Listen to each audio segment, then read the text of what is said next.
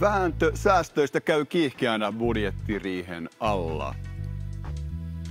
Perussuomalaisten puheenjohtaja Riikka Purra vaatii kovin sanankääntein leikkauksia maahanmuuttoon. Poliitikko-debatti maahanmuutosta heti lähetyksen aluksi. Kysymme myös, jakavatko asiantuntijat pääministeripuolue kokoomuksen uskon talouskasvun alkamisesta. Tervetuloa A-studioon.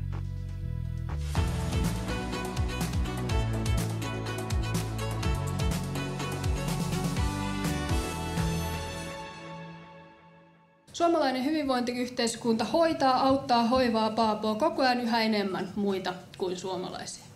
Yhä suurempi osa sosiaaliturvasta, yhä suurempi osa sotesta, yhä suurempi osa niin koulujen kuin vähemmistöteollisuuden erityispalveluista menee ulkomaalaistaustaisille.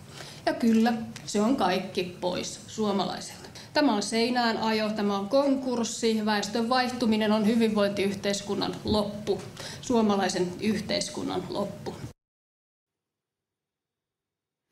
Vihreiden puheenjohtaja Sofia Virta, miltä väestön vaihtumiskommentti kuulostaa? Mielestäni tuo kuulosti puolueen puheenjohtajan puheelta, jolla on käsissä tilanne, että hallituksessa ei ole kyetty lunastamaan tavoitteita, velkaantumista ei ole lopetettu, suomalaisten hoivaa ei ole parannettu ja puolue on sukeltanut gallupeissa, hävinnyt kevään vaalit, niin epätoivolta se kuulostaa. Ja surullista kyllä, jälleen nostetaan sellaisia termistöjä muun muassa puheisiin, jotka jopa suojelupoliisi on määritellyt äärioikeistolaiseksi salaliittoteorioiksi. Teemu Keskisarja, olet perussuomalaisten varapuheenjohtaja. Mitä vastaat? Väestönvaihto on rumaa V-sana, mutta tosi. Yhden sukupolven saatossa yli 600 000 ulkolaista Suomeen. Heitä on jo 2 kertaa enemmän kuin suomen ruotsalaisia. Ja väestönvaihtajille yksi tärkeä huomautus. Pidot eivät parane väkeä vaihtamalla, pikemminkin päinvastoin.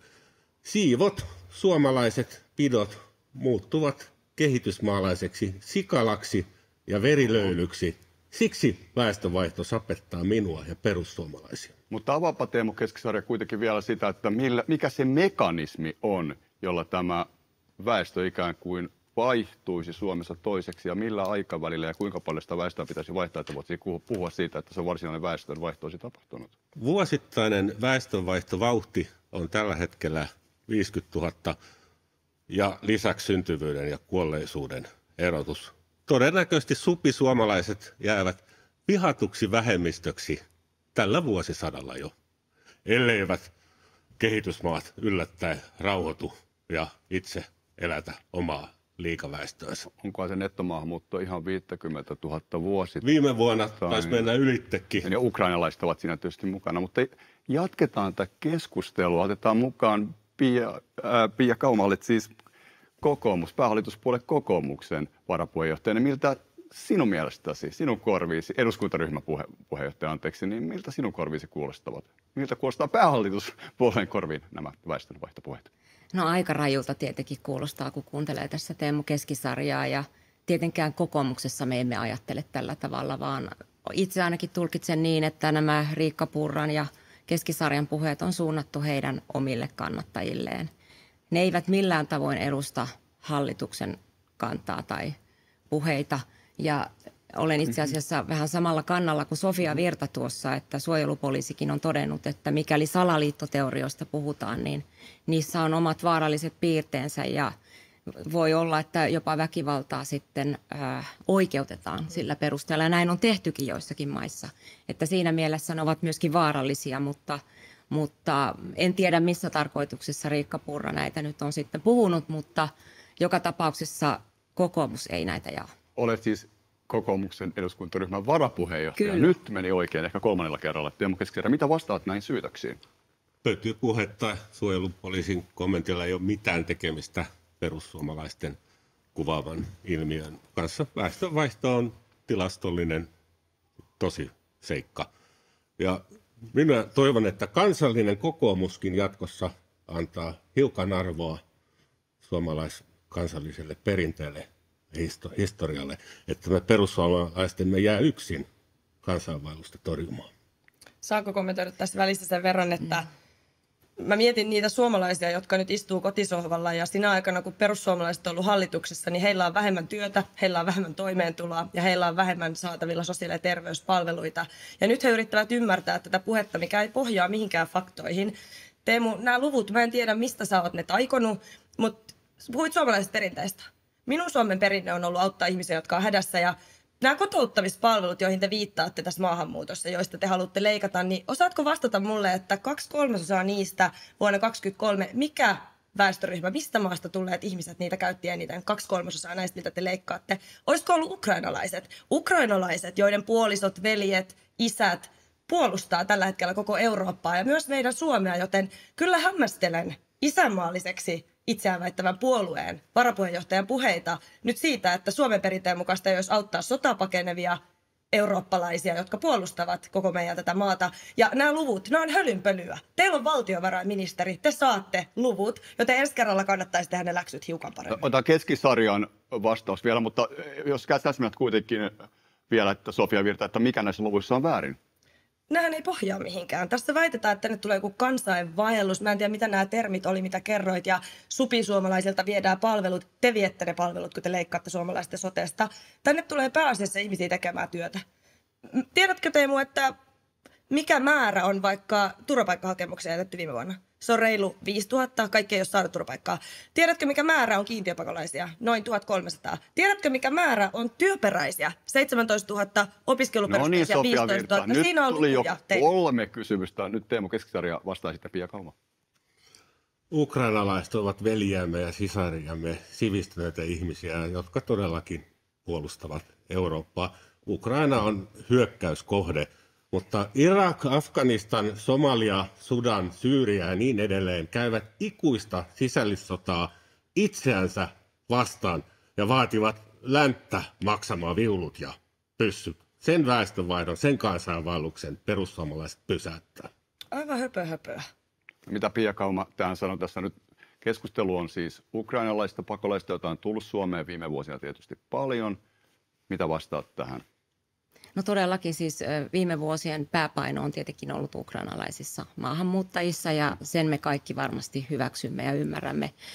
Kokoomukselle tietenkin tärkeintä on työperäinen maahanmuutto ja siitä ollaan tehty ihan hyviä linjauksiakin meillä hallitusohjelmassa.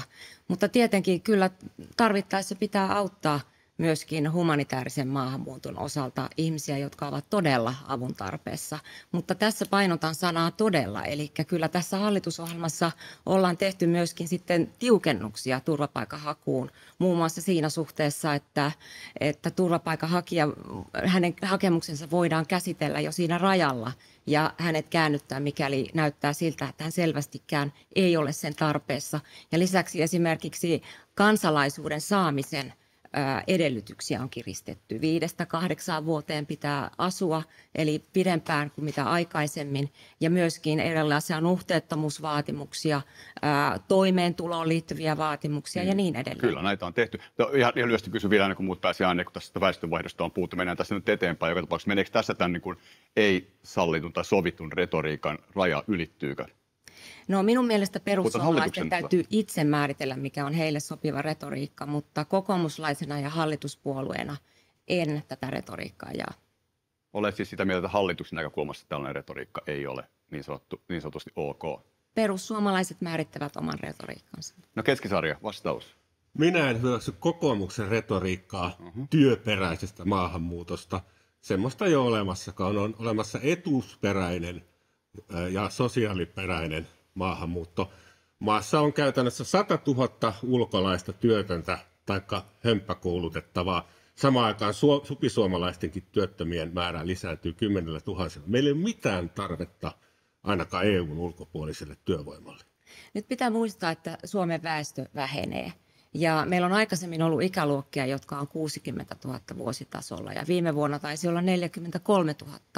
Ja fakta on se, että väestö pienenee koko ajan ja meillä väestö vanhenee. Kuka meillä tekee esimerkiksi sote-alalla näitä töitä, mikäli me emme saa työvoimaa myöskin muualta. Tietenkin ensisijaisesti pitää saada suomalaiset töihin. Se on aivan selvä asia, mutta se ei valitettavasti riitä. Me tarvitsemme työvoimaa, työvoimapulaa. No mitä Teemu Keskisarja vastaa, että eikö työperäinen maahanmuutto edes maistu? Ja tosiaan siinä Pia Kauma sanoi, että palvelualalle tarvitaan jatkossa työntekijöitä. Kun suomalaiset muuttivat Ruotsiin tai Amerikkaan, se ei ollut mitään työperäistä maahanmuuttoa, he vaan menivät töihin. Tänä päivänä Puhutaan nykypäivän Suomesta. Etuus.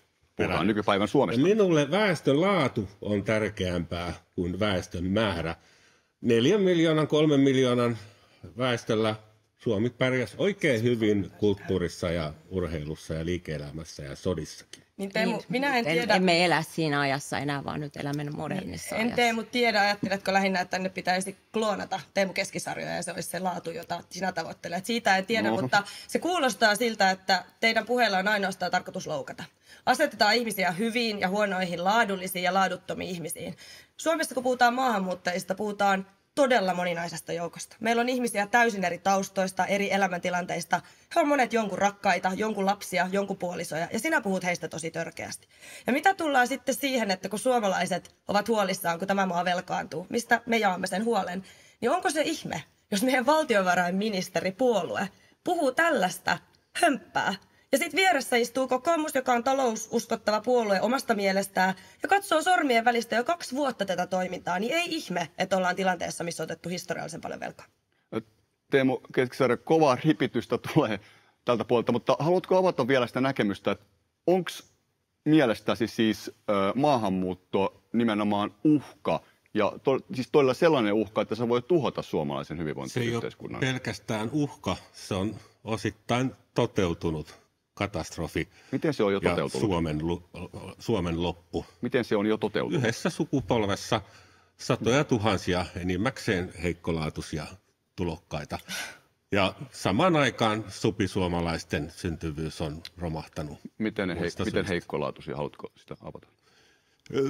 Onko joku meistä 4 sitä mieltä, että esimerkiksi afrikkalaiset ja lähi-itäläiset ovat koulutuksellisesti, sivistyksellisesti, ammatillisesti samalla tasolla kuin suomalaiset? Teemu, korkeammalla, kun tämä keskustelu ovat varmasti haluan korostaa tähän, että ei puututa kuitenkaan ihmisarvoon. He ovat kuitenkin ihmisarvoltaan aivan samalla tasolla kuin kaikki muutkin. Se pitää muistaa. Kristittynä tunnen lähimmäisen rakkautta kaiken värisiä, kaiken uskoisia ihmisiä kohtaan.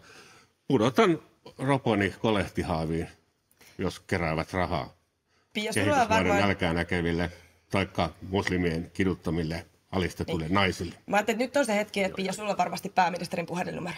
Olisiko nyt paikka kokoomuksesta soittaa, että onko tämä se Suomi, jota me haluamme rakentaa tässä maassa ihan oikeasti? Sinä olet hallituspuolueen varapuheenjohtaja. Ja sinä voit nauhalta kotona kuunnella, mitä olet nyt täällä mennyt puhumaan. Ja se ei ole asiallista. Täällä on viitattu suojelupoliisin määrittelemiin salaliittoteorioihin, joilla oikeutetaan väkivaltaa. Se on hämmentävää puolueelta, joka samaan aikaan sanoo lisäävänsä sisäistä turvallisuutta. Näin me tiedetään, että valitettavasti ei tapahdu. Mutta me tarvitaan tässä maassa yhteinen suunta siitä, miten tämän maan talous saadaan kasvuun, miten suomalaisille saadaan sitä työtä, toimeentuloa, turvaa ja sote-palveluita. Ja tämä puhe, mitä tässä keskustelussa on tänään kuultu, se on pelkästään asiatonta. Pia Kauma, jos kysyn vielä uudestaan, toistan kysymyksen siitä, että nyt kun tämä keskustelu on olemme kuunnelleet tässä olleet, niin missä se raja menee siinä, se retorinen raja, mitä saa sanoa ja mitä ei hallituksessa? No oikeastaan haluaisin mieluummin kommentoida siihen, että ei kokoomuslaisetkaan halua olla sinisilmäisiä maahanmuuton kanssa. Että totta kai meidän täytyy myös nähdä niitä riskejä, mitä siihen liittyy. Ja mehän näemme myös muun muassa Ruotsin kehityksestä, että siellä on suurissa kaupungeissa alueita, jotka ovat gettoutuneita, joihin välttämättä poliisitkaan eivät mielellään mene. Sellaista kehitystä me emme tietenkään halua tänne Suomeen. Ja sen takia juuri me olemme tehneet niitä tiukennuksia ja tulemme varmaan tekemään lisääkin. Mutta sitä en sulata, että ihmisiä luokitellaan, että jotkut ovat alempiarvoisia tai ylempiarvoisia. Että se ei ole sopivaa puolta. Kuinka paljon tämä menee, Teemu Keskisarja, sen piikkiin, että perussuomalaisten Gallup-kannatus ei ole paras mahdollista, että tällaisia puheita kuullaan tässäkin studiossa? Minua ei kiinnosta perussuomalaisten Gallup-kannatus pätkääkään. Minä teen tiliä aiemmille sukupolville ja syntymättömille suomalaisille. Ja minä en todellakaan oikeuta mitään väkivaltaa. Olen humanisti taustaltani ja koko sydämeltäni. Minä vastustan väkivaltaa, joka kaduilla riehuu muun muassa ulkomaalaisten joukkioiden toimesta. Jokaista ulkolaista kirurgia kohti tänne Suomeen lappaa 100 puukottajaa, jotka järjestävät töitä niille kirurgeille. Teemu, sinä sanot, että sinä et hyväksy väkivaltaa ja se on hyvä kuulla. Se tästä vielä puuttuisikin. Mutta kai ymmärrät ja kai olet kouluttautuneena ihmisenä perehtynyt siihen, miten vaikka tällaisten salaliittojen ja niiden termien käyttö saattaa resonoida tietyssä osassa kansaa, vaikka heille, joilla menee huonosti, se saattaa ruokkia väkivaltaa.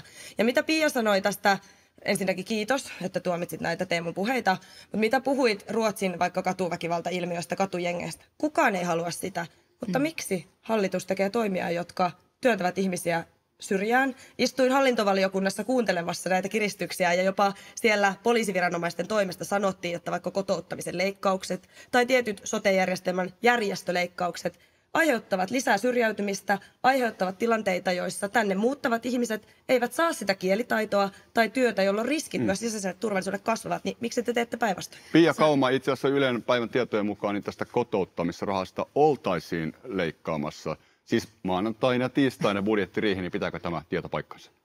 En kommentoi näihin budjettiriihen yksittäisiin asioihin, mutta totean Mitä sen, siitä seuraisi, jos näitä rahoja leikattaisiin? että mikään kohde ei ole siinä mielessä pyhä, etteikö siitä voitaisiin leikata. Ja itse asiassa kotouttamisesta on jo leikattu.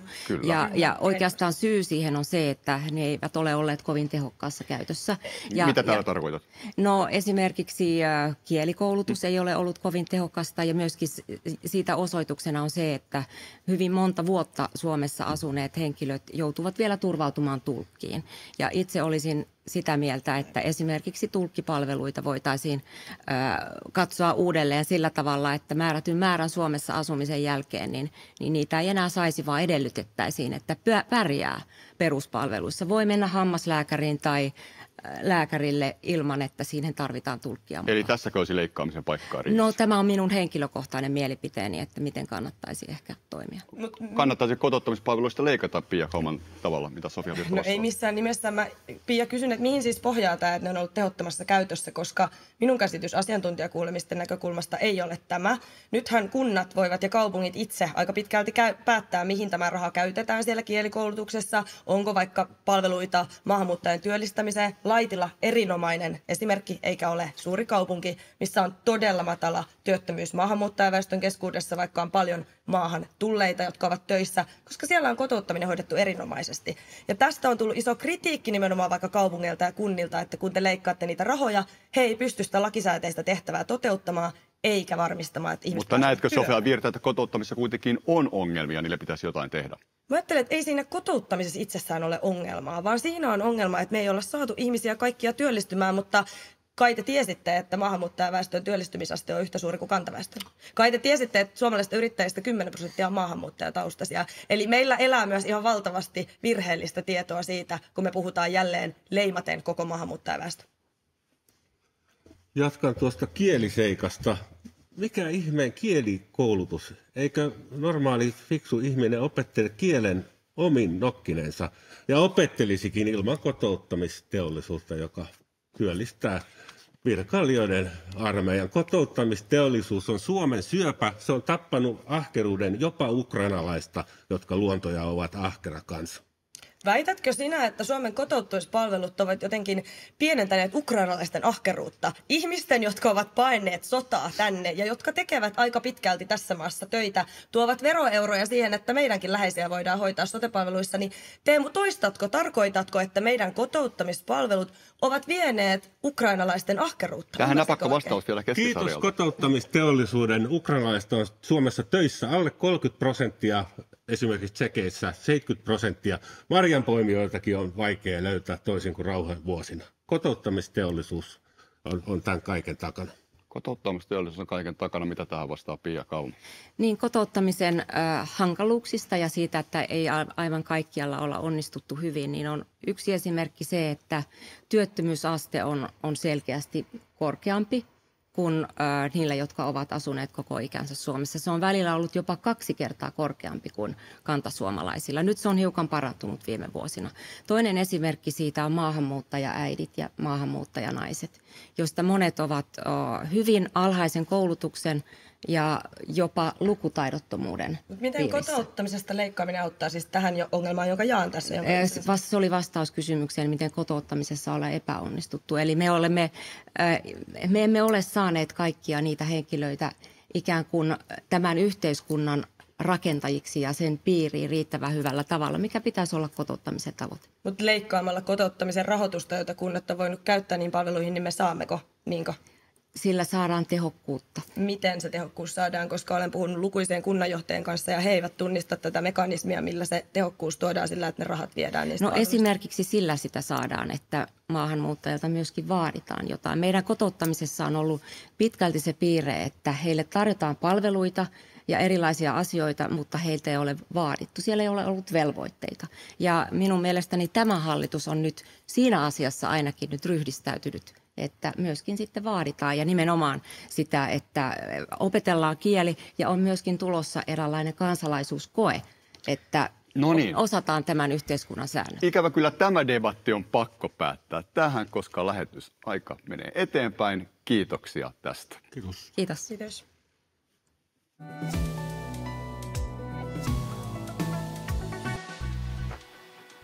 Ja tosiaan hallituksen budjettiriihen tuloksia nähdään ensi viikolla, mutta jatketaan keskustelua riihen tunnelmista. Pääministeri Petteri Orpo uskoo, että Suomen talous olisi nyt lähtemässä tai lähtenyt kasvuun. Meillähän on paljon nyt merkkejä, eikä pelkästään merkkejä, vaan lukuja siitä, että talouden kasvu on lähtenyt liikkeelle. Yksityinen kulutus on käynnistynyt kesän aikana, teollisuuden tilauskirjat on täyttyneet, taustalla on laskenut korkotaso, matala inflaatio, ostovoima on parantunut. Me halutaan erityisesti, että suomalaisten ostovoima paranee, kotimainen kulutus sitä kautta. Asuntomarkkinat on elpymään päin, asuntolainojen kysyntä esimerkiksi Osuuspankin mukaan on lähtenyt liikkeelle kesän aikana kunnolla. Ja uskon, että rakennusalallakin pahin on takana. Merkkejä ja lukuja ilmassa. Mikko Spolander valtiovarainministeriöstä. Onko talouskasvu Suomessa nyt lähdössä tai lähtenyt jo tuhdimmin liikkeelle? Kyllä me nähdään positiivisia merkkejä, suotuisia merkkejä siitä, että talouden kasvu on kiihtymässä. Ei se tänä vuonna nyt mihinkään hehkeisiin numeroihin kiihdy, mutta kuitenkin tästä eteenpäin ja erityisesti nyt sitten vuosina 2026, 2027 ja näin poispäin, niin kyllä me nähdään, että tämä niin kuin pahin vaihe olisi ohi. Tuossahan pääministeri luetteli monia tietoja, joita taloudesta on kertynyt. Varsinaisesti tällaisessa niin kuin kovassa tilastotiedossa niin Suomen talous on junnannut paikalla viimeiset 8 kuukautta. Mutta tämmöiset pehmeämmät tiedot tilauskannoista tai luottamuksesta Euroopassa ja vientimarkkinoilla, konelaiteinvestoinneista, niin lupaa hyvää. Aki Kangasharju Etlasta, että on tietysti kuultu jo aika monta vuotta, että talous kasvaa tai lähtee kasvuun vähän enemmän ihan tässä hetken kuluttua. Miten näet tämän tilanteen tällä hetkellä? Mitä indikaattorit sanovat? Kyllä tästä piristyy, ellei tule uutta shokkia jälleen kerran, niin kuin niin monta kertaa tässä on tullut. Mutta nämä teollisuuden uudet tilaukset on yksi esimerkki, mutta se ostovoiman paraneminen on toinen. Ja nyt kun tätä asuntotarvetta selvästi ihmisillä on, kun ei ole asuntoja vaihdettu pitkään aikaan, on patoutunutta kysyntää. Ja varmaan tuolla asuntosijoittajapuolella on vähän samanlaista niin kuin patoutunutta tavallaan tämmöistä odottavaa tunnelmaa. Ja nyt kun nämä korot tulee alas ja ostovoima tosiaan paranee, niin tässä on sekin mahdollisuus, että tulee semmoinen yllättävänkin hyvä piristysvaihe tähän kasvuun, että kyllä ilman muuta ensi vuonna talouskasvu plussalla. Mitäs on nyt positiivisia? Mitäs Patricia Laine STTK:sta pääekonomista sanoi, kun tässä on kuultiin eilen karuja lukemia, työttömyyslukemia, noin 300 000 työtöntä ja itse asiassa nuorista alle 25-vuotiaiden työttömyys on vielä kasvanut. Voiko tämä lähteä talous Suomessa käyntiin ilman, että työttömyys sulaa? No totta kai jossain vaiheessa lähtee, mutta kyllä mä itse olisin aika varovainen, että työttömyys on mennyt väärään suuntaan ja tässä ollaan povailtu tätä kasvun käynnistymistä ainakin pari vuotta, että se on ihan tässä nurkan takana, mutta vielä ei ole ihan kauheasti näkynyt, että tässä on tällaisia tekijöitä. Ja tietenkin ihan hallituksen nämä sopeutustoimet on yksi tämä shokki, minkä Aki mainitsi tässä, niin mikä on sitten lykännyt myöskin tätä talouskasvun käynnistymistä, että se on heikentänyt meidän kysyntää ja tällä hetkellä kysyntä on suurin kasvun este. Mitkä toimet ennen kaikkea? No ennen kaikkea sosiaaliturvan leikkaus näkyy kaikista eniten ihmisten kukkarossa, ostovoima on supistunut sitä kautta ja toki sitten esimerkiksi alvin korotus näkyy myös, että se supistaa ostovoimaa, niin että kyllä tällaisia useita isoja tekijöitä, jotka siellä ovat olleet. Ja sitten vielä tämä asuntotuotanto, niin tämä julkisen asuntotuotannon tai korkotuetun asuntotuotannon leikkaukset, niin se voi olla nyt semmoinen isku sitten sinne asuntorakentamiseen tai rakennusalalle, että se ei välttämättä se kasvu siellä sitten käynnistykään, vaan päinvastoin, että siellä saattaa mennä entistä huonommin. Mitä Aki vastaa tähän? Yksittäisiä ihan oikeita tapahtumia on tapahtunut, mutta jos katsotaan makrotasolla, niin makrotasolla iso pyörä pyörii toiseen suuntaan. Tämä talouskasvun puute ei johdu talouspolitiikasta, vaan tämä talouskasvun puute johtuu korkean korkotason vaikutuksista, kaikista niistä geopoliittisista ja muista kansainvälisen talouden heikkouksista, jotka on nyt kääntymässä toiseen suuntaan. Niin talouspolitiikka ei selitä tätä heikkoa kasvua. Mutta mikä on Ukrainassa käydään sota edelleen ja Trumpin tullit ovat olemassa ja Ukrainassa edelleen käydään karmeita sotaa. Juuri näin. Ne on siellä olleet taustalla vaikuttamassa, mutta tulleista ei tullut ollenkaan niin pahoja kuin ajateltiin. Ja siinä mielessä ja Euroopasta nähdään ostopäällikkö tämmöisiä luottamusindeksejä, jotka ennen kaikkea teollisuudessa olisi kääntymässä parempaan suuntaan. Että kyllä sieltä meille myöskin niitä vientitilauksia tulee myös ensi vuodelle. Tässä on moni hyviä huomioita esitetty. Meidän talouden tällä hetkellä suuri jarru tulee siitä, että kotitaloudet ei usko tulevaisuuteen. Heillähän on kertynyt, niin kuin tässä mainittiin, säästöä aika paljon rahaa, koska ostovoima on sinällään kasvanut, reaalitulot on kasvanut, korot alenee, inflaatio hidastuu, palkat nousee, tileillä on rahaa, mutta koska työttömyys tuntuu yllättävän meidät joka kerta negatiivisesti nyt tässä, niin kotitaloudet ei uskalla lähteä liikkeelle, mutta tästähän seuraa se, että jos tämä tunnelma kohenee, niin siinähän on tietysti niin kuin positiivisenkin yllätyksen riski.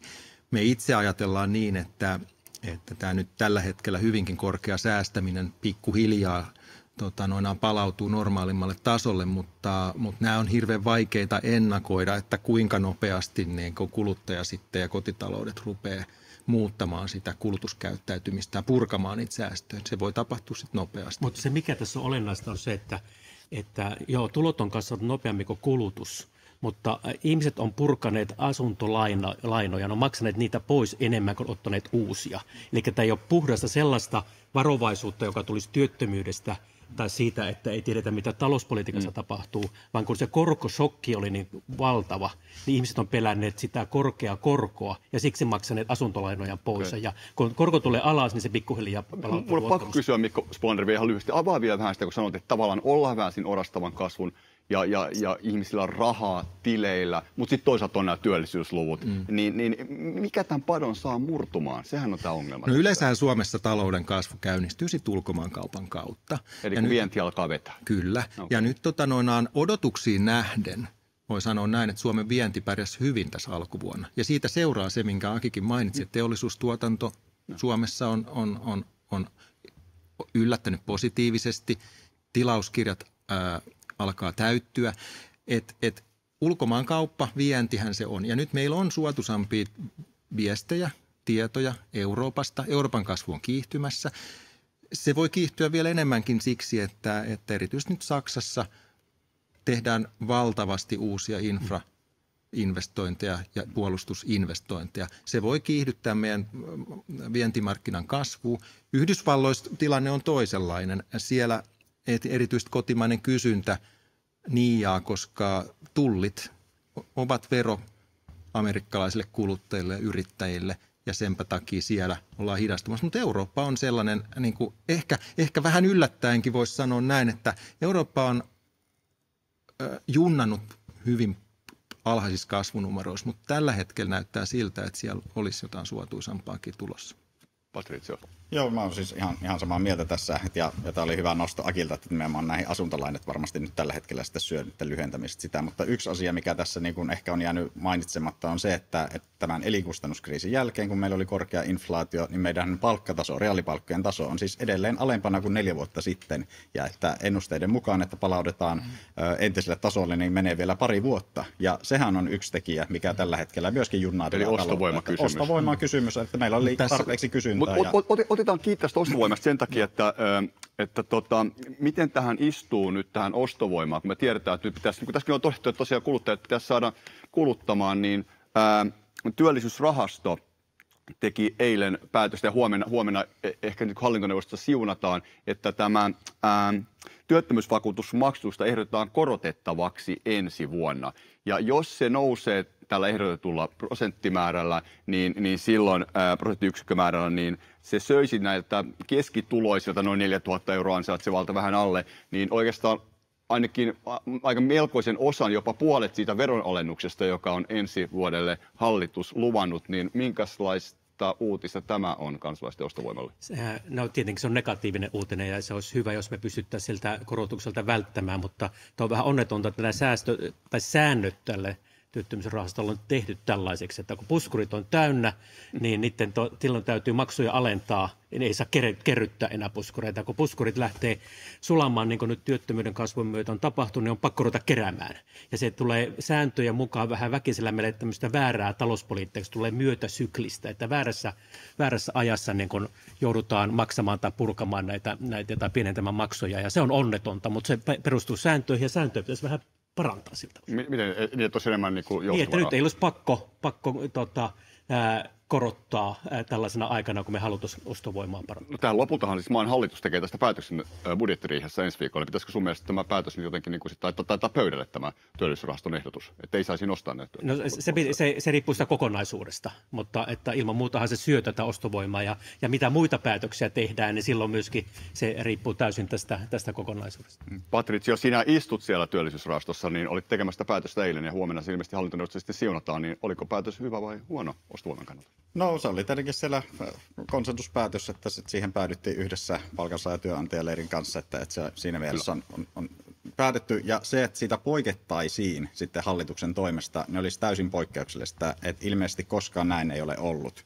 Ja se tekisi tässä kyllä hyvin poikkeuksellista, että siitä lähdettäisiin poikkeamaan. Nimenomaan, että siellä on tietyt säännöt, mitä pitää noudattaa ja sillä otetaan kyllä harkintaan. Että ennemminkin, jos tätä ostovoimaa halutaan lähteä parantamaan, niin kannattaisi ehkä ottaa uudelleen pöydälle tämä työmarkkinajärjestöjen jäsenmaksun verovähennykset. Että nehän kiristää verotusta ihan järjestäytyneiltä palkansaajilta, järjestäytyneeltä elinkeinoelämältä. Että ne jos perutaan, niin se vahvistaa, se ei ainakaan heikentäisi sitä ostovoimaa, mitä nyt uhkaa tapahtua. Mitä tähän ehdotukseen Aki Kangasharju sanoo?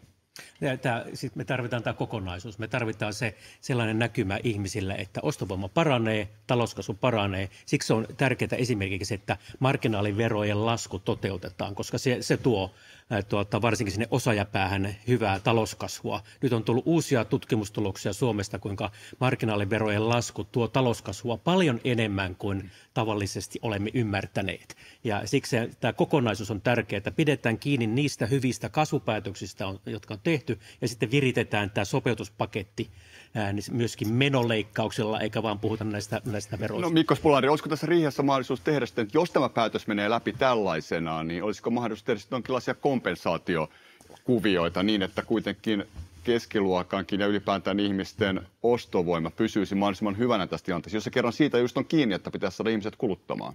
Niin, siis hallituksellahan on tietenkin mahdollisuus päättää talouspolitiikasta, esittää uusia lakeja, josta eduskunta sitten päättää.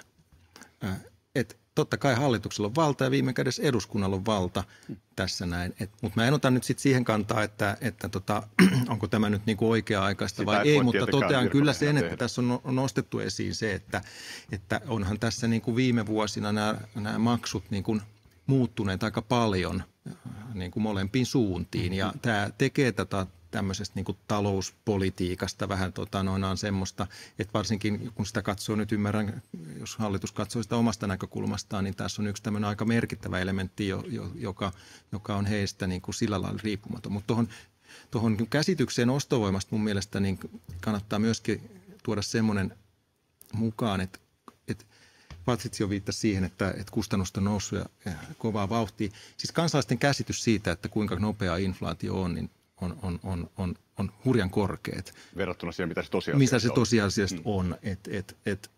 Kyselyiden mukaan kansalaiset ajattelee, että inflaatio on 5%, kun se oikeasti on 0, tämä kansallinen indeksi, minkä seurauksena he itse asiassa ajattelee, että heidän ostovoimansa ei nouse, vaan pienenee, koska palkat ei nouse 5%.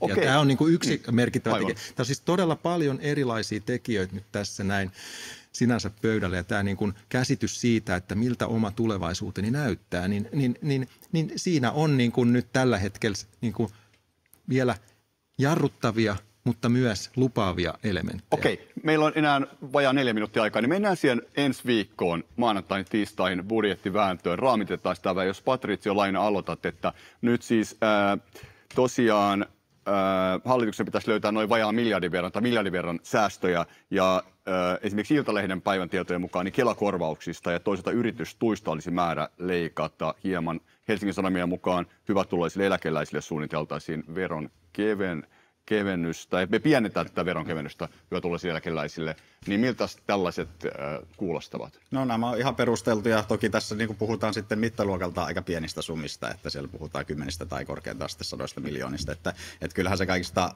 niin kuin tehokkain ja oikeudenmukaisin sopeutuskeino olisi yksinkertaisesti se, että perutaan keväältä nämä mittavat miljardiluokan veronkevennykset suurituloisille ja sitten myöskin yrityksille. Että meillä on tavallaan tässä tilanteessa on hyvin vaikea lähteä tällaista asiasta. Mutta eikö se ole hyvä asia, että yrityksillä annetaan tässä tilanteessa, kun yrityksillä menee huonosti, niin tuetaan yrityksiä? No yritysten kannattavuus on erittäin hyvä, että sinähän kaadetaan rahaa vielä lisäksi. Sitten on meillä nämä TKI-tuet, niistä tulee, meillä on tämä puhtaan siirtyvä investoinnit ja sitten on vielä tämä nyt yhteisöveroikin laskemassa. Että tavallaan, että joka suunnasta tulee sitä rahaa, mutta tavallaan, että se on valunut sitten osinkoina ulos, että sitä ei investoida. Että kyllä mä näkisin, että meidän pitäisi enemmänkin tehdä ihan toisenlaista politiikkaa, millä saataisiin investointeihin vauhtia ja myöskin ostovoimaa lisättyä. Että me on esitetty, että meidän pitäisi siirtää STT:ssa tänään esitettiin, että meidän pitäisi siirtää palkan sivukuluja 4,1%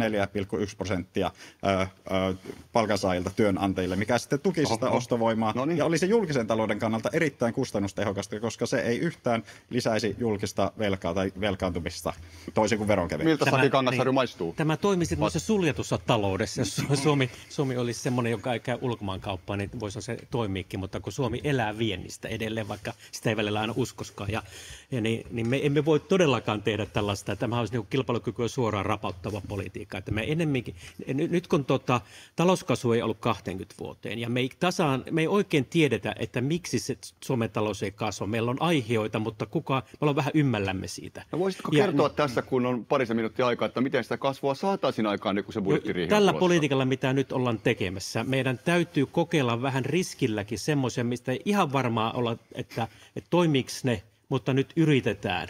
Suomesta puuttuu rohkeus. Suomesta puuttuu yrittäjiltä rohkeus, mutta Suomesta puuttuu myös politiikasta rohkeus. Ja siksi me tarvitaan se marginaaliverojen alennus, joka varmasti on kannattava politiikka. Me tarvitaan yhteisöveron alennus. Me tarvitaan näitä työllisyystoimia, joita nyt on tämä hallitus tehnyt. Niin ne kaikki yhdessä varmasti rupeaa kumuloimaan sen ostovoiman parantamisen kanssa siihen kilpailukyvyyn. Ja sitten tulee palkansaajille eli ne elementit ovat jo olemassa myöskin yritysten kautta kasvu. Mutta tässä mennään vielä omaa näkemystä siitä, että jos kerran leikkauksia pitää tehdä, niin tehdäänkö leikkauksia, mihin kannattaisi tehdä ja sisältäisivätkö nämä myös veronkorotuksia? No nyt tähän mennessä niin melkein kaikki muut on osallistuneet talkoisiin, mutta ei niin kuin työeläkettä saavat. Että kyllä mä niin kuin työeläkkeitä leikkaisin tavalla tai toisella. Yksi esimerkki olisi sillä tavalla, että me tehtäisiin indeksijäädytys, jolloin niin kuin palkastaan menevät eläkemaksuja ei korotettaisi, mutta myöskään maksussa olevia eläkkeitä ei nostettaisi. Ja silloin se olisi suoraan se olisi toisaalta tulonsiirto eläkeläisiltä työssä oleville ja tuli sitä kautta talouskasvua, eteenpäin pyrkimistä, mutta se olisi myöskin selvä säästö julkiselle sektorille. Mikko Spolander, miten valtiovarainministeriön korviin tällainen kuulostaa? Mä kommentoin vaan sen verran, että kyllä meillä tosiaan tämä julkisen talouden tilanne ja vaatimukset julkisen velan kääntämisestä ensin niin kuin alenevalle uralle on sen mittaluokan kysymyksiä, että sitä ei nyt tässä maanantain riihessä vielä saada niin kuin ratkaistua. Tämä mittaluokaltaan miljardin suuruinen pyrkimys vahvistaa julkista taloutta on kyllä oikeaan suuntaan, mutta sitten kun lähdetään sille seuraavalle ja sitä seuraavalle vaalikaudelle, niin kyllä mä sanon näin, että tässä keinovalikoimassa pitää kyllä ottaa ihan kaikki keinot käyttöön, että silloin me ei pärjätä pelkillä säästöillä, me ei pärjätä pelkillä kasvutoimilla, eikä pärjätä pelkillä veronkorotuksillakaan, että kyllä tässä niin kuin kaikki keinot täytyy ottaa käyttöön. Eli kysymyksiä jää jälkeen. Seuraavankin keskusteluun mulle jäi tässäkin monta kysymystä kysymättä, mutta kiitos tästä keskustelusta ja analyysistä. Kiitos. Ja tässä oli A-studio tänä keskiviikkona. Huomenna A-talk palaa ruutuun, opposition ja hallituksen debatti työllisyydestä, taloudesta nimenomaan budjettiriihen alla. Kiitos seurasta, oikein hyvää illan jatkoa.